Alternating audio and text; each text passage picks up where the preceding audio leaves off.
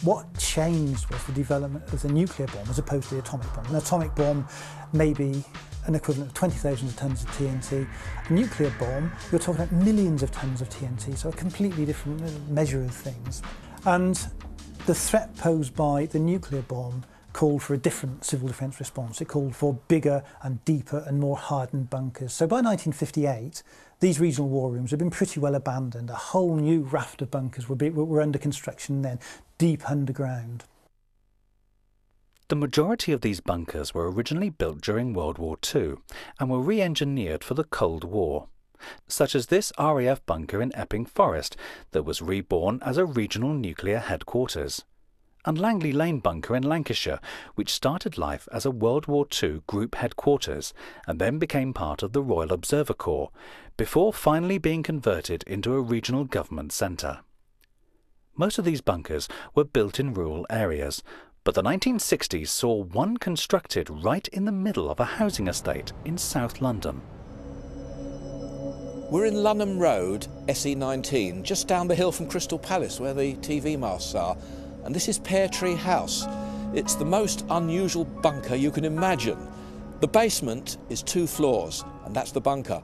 And this was built in the early 1960s to provide a safe haven for local government for South East London. The function of the bunker, as with the regional government headquarters, was to provide a safe haven for government officials, science officers who could actually determine where the danger areas were in the event of a nuclear strike.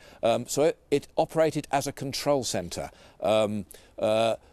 The individual borough controls, the Royal Observer Corps posts would all have reported to this group control, and they would have been able to plot the direction of any fallout, the position of any bombs, and exactly which areas were safe, which airports could remain open, and exactly how London could remain functioning in the event of a nuclear attack. When this bunker was designed in the 1960s, the idea was to have an ordinary 4-storey block of flats with the bunker beneath it, so that people would actually be living on top of the bunker.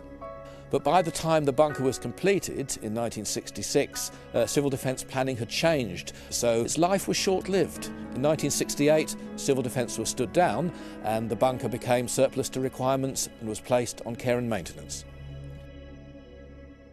The original generator from the 1960s is still in full working order and looks as new as the day it was fitted.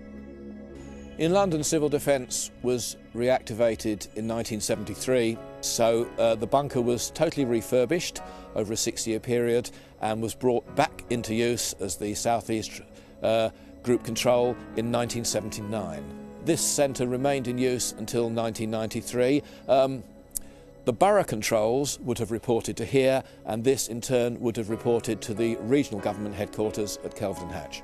Sadly today the bunker is closed to us because the council have discovered asbestos in there, but I've been in a few times and the layout is quite clear to interpret.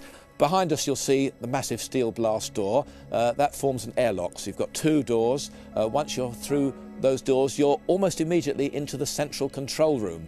The walls have maps of the boroughs on all walls, and next to that is the communications room where there would have been booths with telephone operators, so all of the agencies reporting to this bunker would have telephoned in, and then the messages could have been passed through to the controllers in the control room. On the roof, the 2 radio masts that would have supported the aerials are still to be seen to this day.